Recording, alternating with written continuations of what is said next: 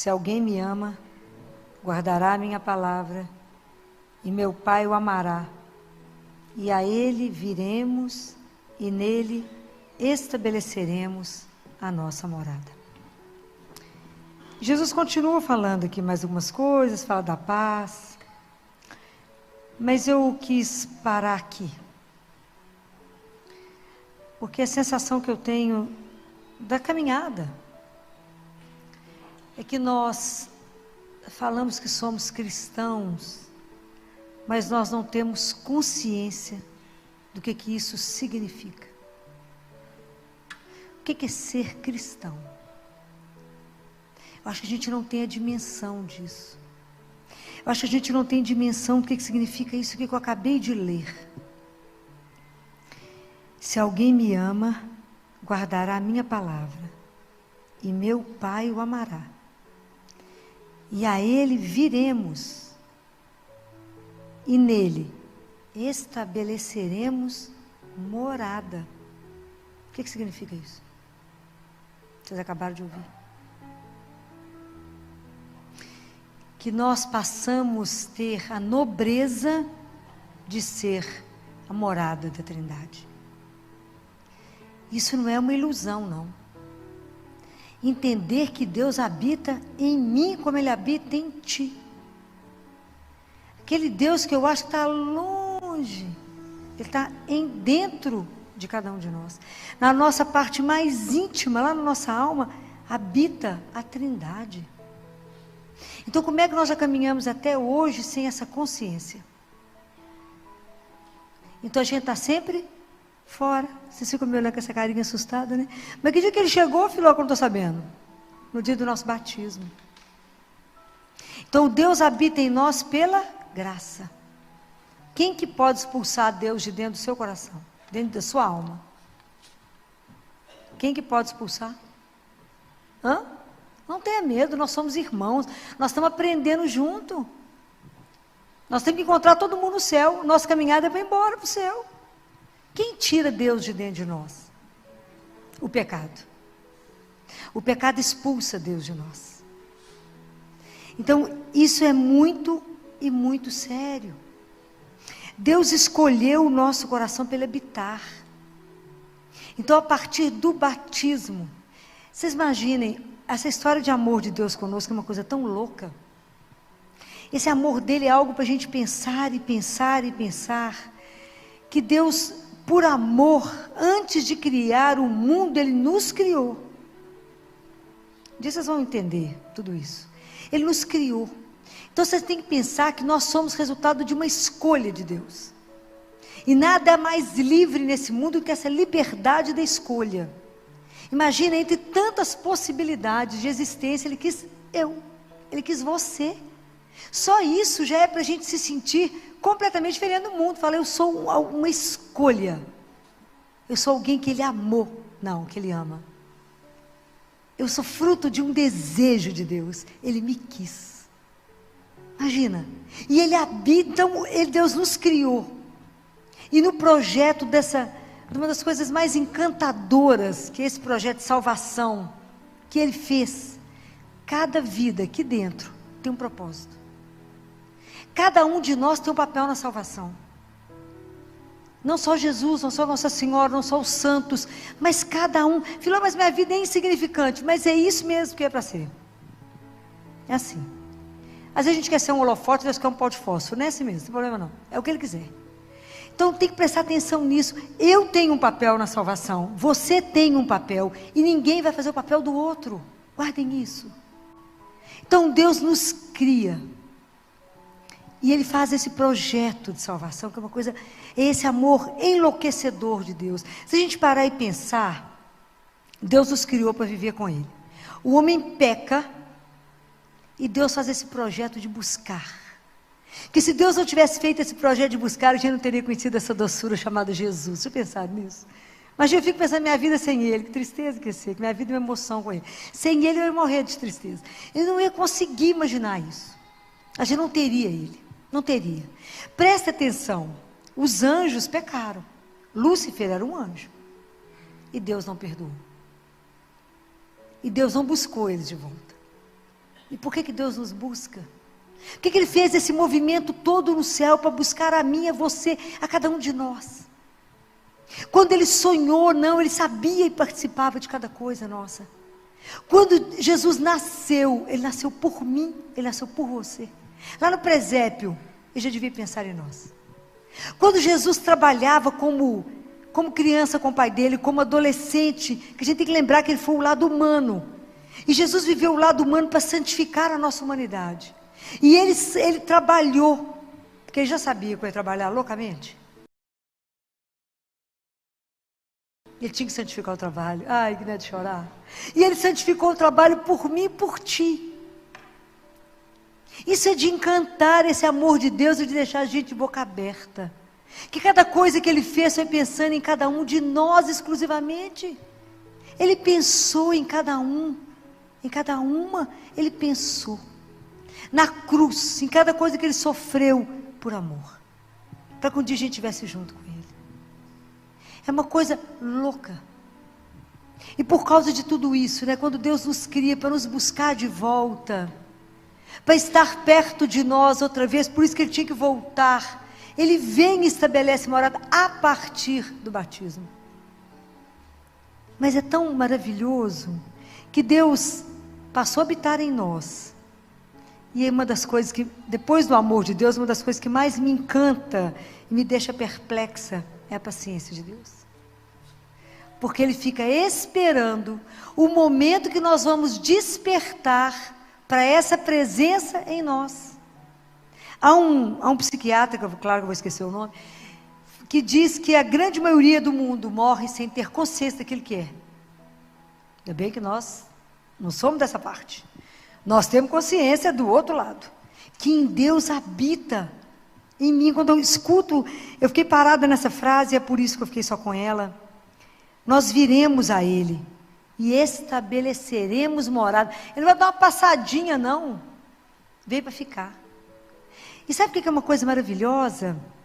Deus não impõe. Deus espera. Ele não te obriga a acreditar que Ele está ali. Ele não vai te obrigar a fazer nada do que Ele quer. A nossa relação com Deus, porque o amor é a coisa mais livre que existe. Eu só venho aqui por amor. Primeiro é Ele, depois é vocês. Nós somos irmãos, mesmo que a gente não se conheça. Tão pertinho. Mas existe um amor, né, de irmãos.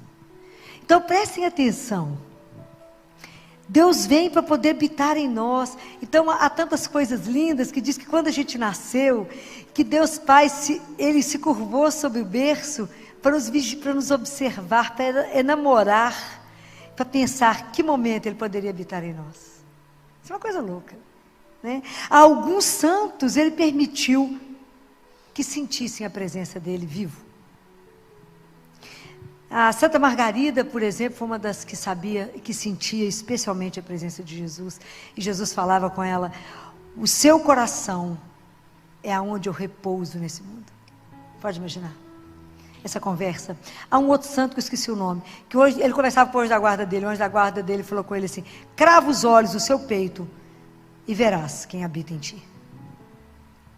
E ele viu a Trindade. Então as coisas é para morrer, né? Porque assim, melhor não saber, porque saber tanta coisa, bobagem, né? Mas isso é para poder mostrar que existe uma presença que é real. Então eu não preciso buscar Deus fora de mim. Eu preciso compreender que eu caminho, nunca mais sozinho.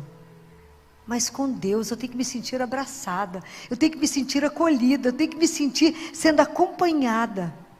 Uma presença que me inspira, uma presença que me fortalece, uma presença que me recria. Porque Deus me criou, mas a cada momento Ele nos recria. Um amor que nos sustenta. Por que estamos aqui? Porque não só nos criou, mas nos recria e nos mantém vivo até agora. Se Ele não quisesse, não estaríamos vivos nesse momento. Mas Deus nos mantém de pé. Isso é maravilhoso. Deus que a cada manhã me põe vida de novo. Fala, vamos? Que quando está desanimado, fala, coragem. Estou aqui. Estou fraquinho, te sustento. E isso, essa relação é enlouquecedora. Então a gente não tem dimensão que passamos a ser o sacrário de Deus. O sacrário onde Deus habita. Então eu passo a ser o sacrário vivo, como foi Nossa Senhora. E ela gerou aquele que hoje habita em nós. Isso é enlouquecedor. É para a gente parar e pensar que amor louco é esse de Deus. Então, Catarina de Siena dizia: eu encontrei na terra o céu, porque o céu é Deus, e Deus habita em mim. Imaginou isso? As frases das conversas dela com Deus, com Jesus, eu falo com os livros de Catarina de Siena, a gente lê uma parte, eu falo com Jesus, vou dar uma volta, tá? Porque é muita coisa, é muito denso. Depois medita, depois continua. Então não consegue acabar os livros de Catarina, porque as místicas pesadas, né, conviveu assim, tete a tete com Deus, né, brinquedo. Né? Igual São Bento, né, gente? Vocês sabem que São Bento foi levado ao céu? Igual São Paulo? São Bento um dia na janela olhando as estrelas, contemplando, né? Beleza de Deus, contemplando a criação.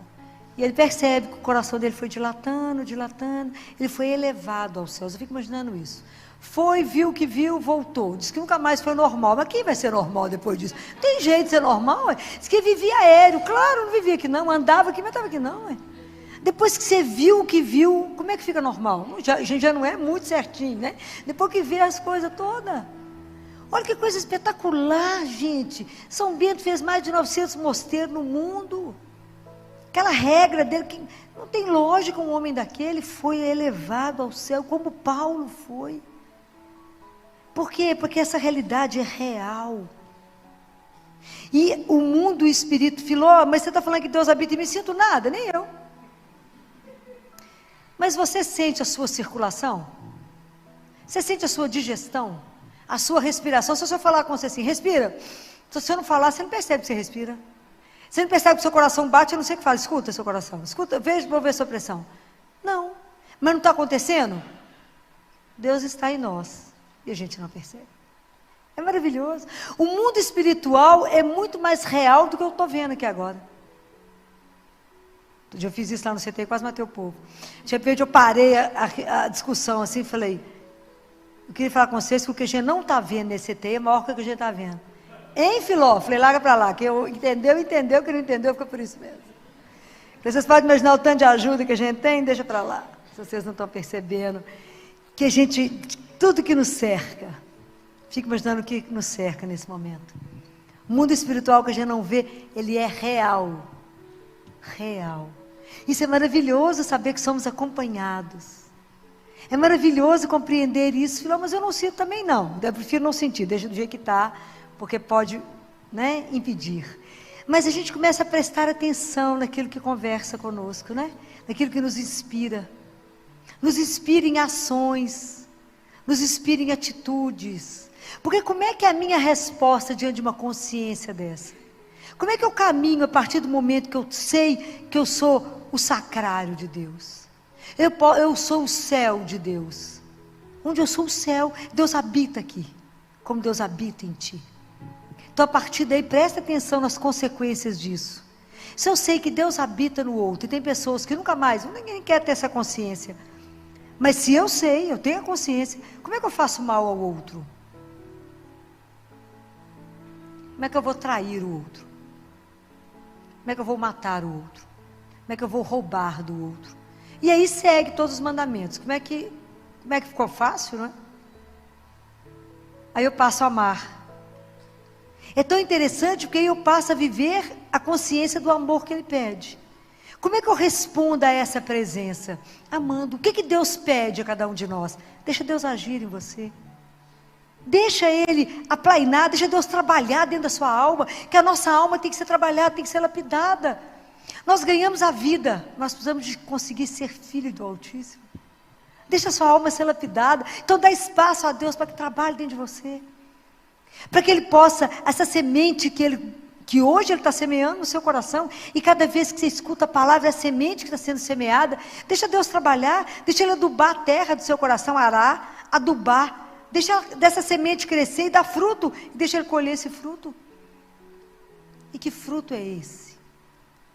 Como é que Deus trabalha? Dá espaço para Deus ser Deus dentro de você, deixa Ele agir, e Ele vai nos transformando. Você vai falando, gente, engraçado, estou ficando meio diferente, tá mesmo? Não é aparência externa, porque igual quando Ele faz a consagração, o pão e o vinho não mudam.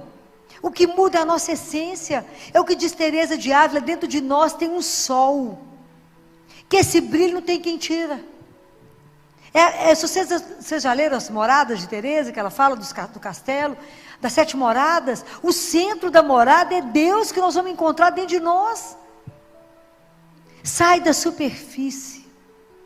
Não vamos viver com Deus na superfície. Não vamos buscar Deus longe, Deus está aqui. Fala, Filomena, não busque Ele longe, não, Ele habita dentro de cada um de nós. Isso é uma coisa louca. Compreender isso é mudar toda a nossa consciência de ser cristão. Porque a partir dessa consciência eu vou agir diferente com o meu irmão. Então, tudo que em mim move na caridade, no amor, na compaixão de eu perceber que alguém pode estar com frio, na compaixão da fome, estava com fome, me deste de comer, estava com sede, me deste de beber. Todas as obras da misericórdia são inspiradas, sustentadas de Deus em mim, para que eu possa fazer no irmão. É isso que vai gerando, né? É isso que a gente vai sendo transformado. Porque como é que eu respondo a tanto amor? Deus nos ama demais. E quanto mais vocês confiarem no amor dele, é pouco. Eu digo para vocês, sejam como crianças. Fala com ele, eu não sei andar, deixa ele te levar. Senhor, eu não sei a decisão, deixa ele te levar para onde ele quiser. Fala com ele, me cura de ser grande, me anda comigo, Senhor. Me dá o caminho. Me ensina, seja dependente de Deus igual o ar que você respira, e você verá que quanto mais você depende desse amor, mais amor Ele tem para te dar. Que bom que nós temos a miséria, porque se a gente, hoje não estava falando com ele enquanto eu meditava, Jesus, se a gente não fosse miserável, como é que o Senhor ia poder mostrar a sua misericórdia? É porque somos miseráveis, que o Senhor pode se derramar na misericórdia conosco, porque não somos nada. Igual ele falou com a Teresa de Ávila, você não é nada, Teresa, eu que sou. Você é aquela que não é, e eu sou aquele que sou. Presta atenção à conversa, ao nível de conversa. Não, Teresa de Ávila, você foi com a Catarina de Siena. Mistura um pouco os santos, que é santo demais, né, gente? É muito santo na minha vida para ler. É coisa demais para guardar, nada escrito, é uma luta, né? Então, é entender essas coisas. Hoje o que eu quis colocar para vocês é porque, na verdade, eu não quero que, assim como eu não posso, vocês também não passar a nossa vida como cristã sem pensar nisso, que o Senhor veio a nós e Ele estabeleceu morada. Isso são 2 coisas que eu quero comentar com vocês. A primeira é quando Madalena vê Jesus e não o reconhece, quando ela vai no sepulcro buscar Jesus. E ela vê um homem e fala, o Senhor é o jardineiro. Ela achou que era o jardineiro e pergunta, o Senhor viu aonde colocar o meu Senhor? Na verdade, ela fez bem de confundi-lo como um jardineiro, não é? Porque Deus tem um jardim para cada um de nós. Ele quer cultivar esse jardim dentro de nós, né? Ele quer fazer uma obra dentro de nós que vai nos embelezar. Por que Nossa Senhora é linda? Porque é sem pecado. Transparece a beleza dela. O dia que nós vamos ficar cada dia mais lindo, quando pecar menos. Porque o jardim vai florescer, né?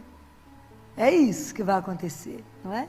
É isso que vai acontecer conosco. Vocês conhecem a história de Santa Filomena? Conhecem? Alguém conhece a história dela? Não? Uma menina de 13 anos de idade, filha de um rei. E o país dela, um adendo, né? O país dela entrou em guerra com o outro reino. E aí o outro rei falou com o pai dela, a guerra encerra, se você me der a Filomena em casamento. Era uma boneca, linda.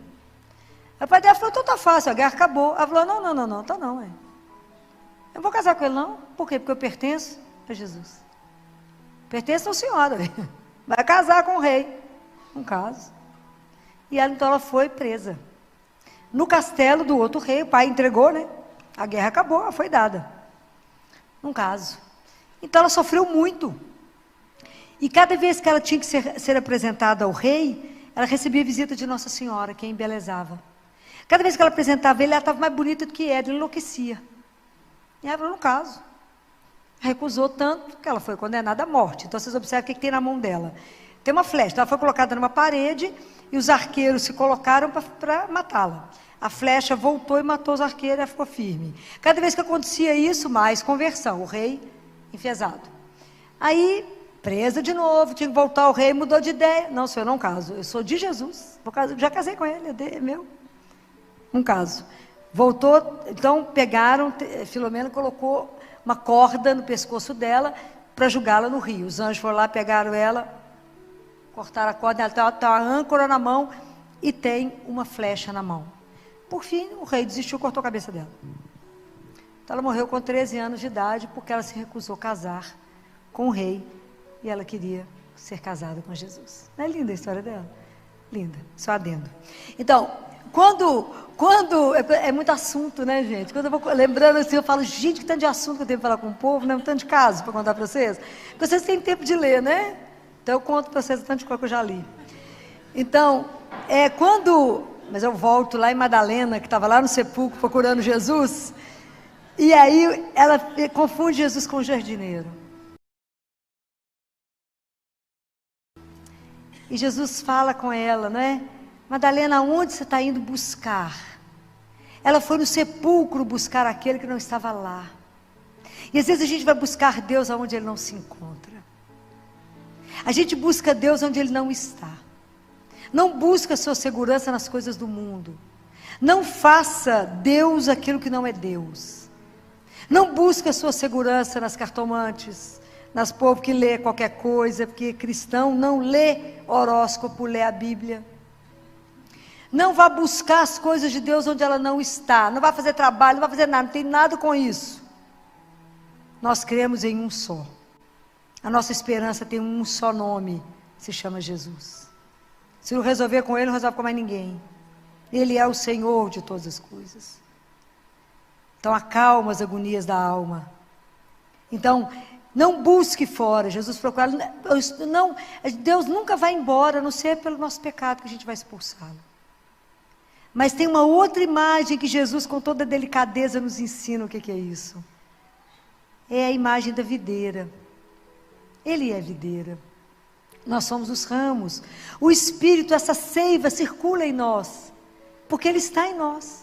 Então é o Espírito que nos anima, que nos alimenta, que nos sustenta, que nos põe de pé, que vai nos convencendo desse amor, que vai nos fazendo viver de Deus e somente de Deus. Nos faz voltar para casa, nos dá a consciência de sermos peregrinos, mas de sermos filhos amados, e de que Deus fez um paraíso que nos aguarda, que a gente não tem dimensão disso. Mas que até a gente chegar lá, ter uma vida maravilhosa para ser vivida aqui, e que quando a gente toma consciência dessa presença, a gente então passa a ter uma vida ressuscitada.